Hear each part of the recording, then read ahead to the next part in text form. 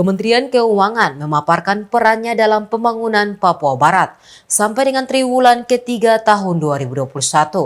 Pemaparan yang disampaikan mulai dari realisasi anggaran belanja Provinsi Papua Barat, pengelolaan kekayaan negara, pajak daerah, dan pelaksanaan kebijakan di bidang pengawasan.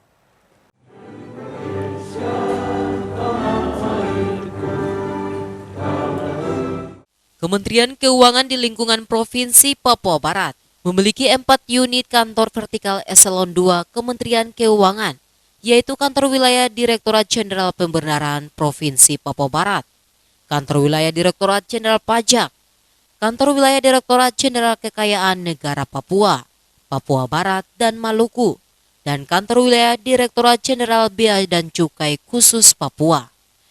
Dalam konferensi pers yang dilakukan di salah satu hotel di Manokwari, pelaksana harian Kepala Kantor Wilayah Direktorat Jenderal Pembenaran Provinsi Papua Barat, Parji, menyampaikan tugas di Kantor Direktorat Jenderal Pembenaran untuk melaksanakan koordinasi, pembinaan, supervisi, asistensi, bimbingan teknis, dukungan teknis, serta pertanggungjawaban di bidang pembenaran. Disampaikan juga dalam pemaparannya, realisasi anggaran belanja pemerintah pusat pada Provinsi Papua Barat hingga 30 November 2021 mencapai angka 7,32 triliun rupiah dari pagu yang tersedia sebesar 9,12 triliun rupiah. Program prioritas yaitu padat karya telah menyerap 10.501 tenaga kerja dan total upah 10,64 miliar. Untuk klaster UMKM, subsidi bunga kur kredit usaha rakyat yaitu disalurkan kepada 64.896 debitur dengan nilai subsidi 5,26 miliar.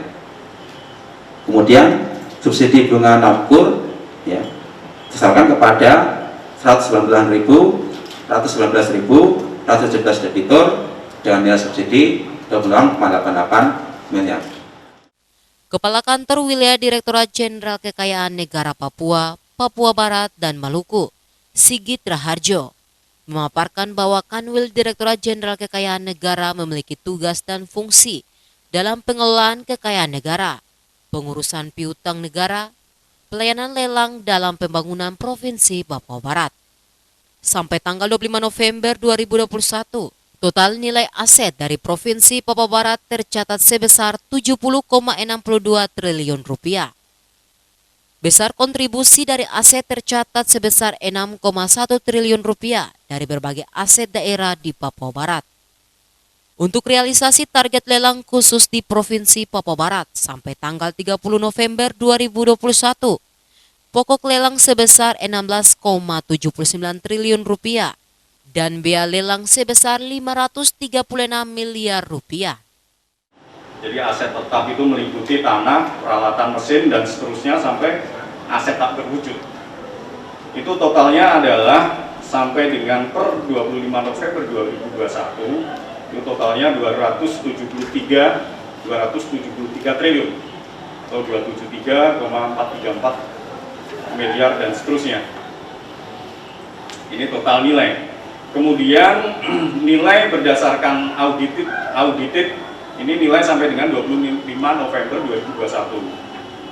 Setelah Badan Pemeriksa Keuangan melakukan pemeriksaan di tahun 2020, itu secara audited itu adalah sebesar 94 triliun.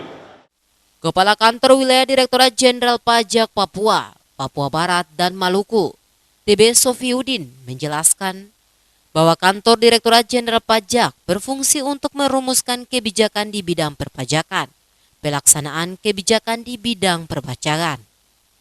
Untuk penerimaan perpajakan, realisasi pendapatan pajak mencapai 1,97 triliun rupiah atau sekitar 67,88% dari target sebesar 2,9 triliun rupiah.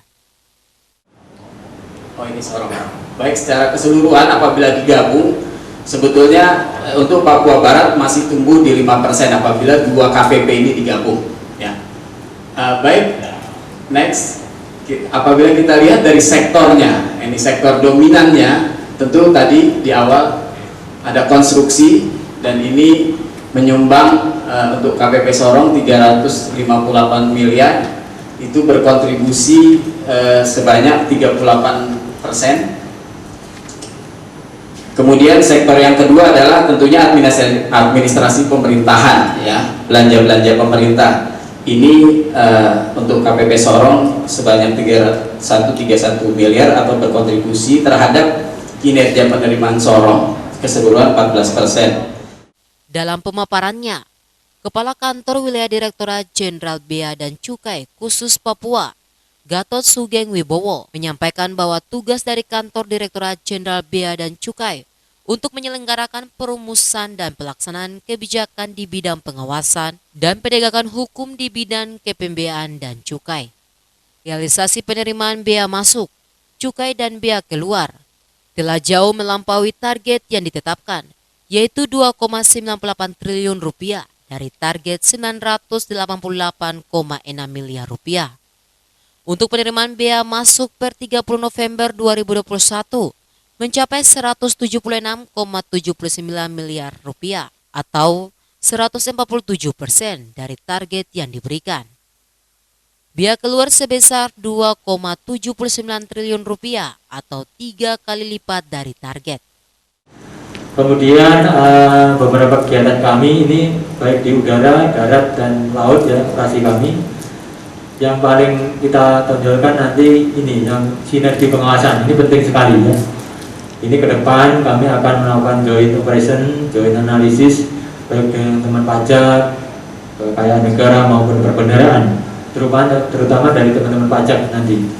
Ini akan menggali potensi-potensi yang belum kita dapatkan, ya, kita gali. Kemudian joint investigasi, multi dose investigasi. Nah, ini multi dose ini bersama dengan beberapa kementerian dan lembaga, misalnya dari KKP, ya, Kementerian Kelautan dan Perikanan, kemudian dengan beberapa TNI dan Polri, ya. Ini juga akan dengan kegiatan multi dose investigasi. Kemudian Dari konferensi pers ini, diharapkan masyarakat mendapat informasi update mengenai realisasi anggaran belanja Provinsi Papua Barat, pengelolaan kekayaan negara, pajak daerah, dan pelaksanaan kebijakan di bidang pengawasan yang berlangsung dipaparkan dari Kementerian Keuangan di Papua Barat. Gemelin Bangun mengabarkan.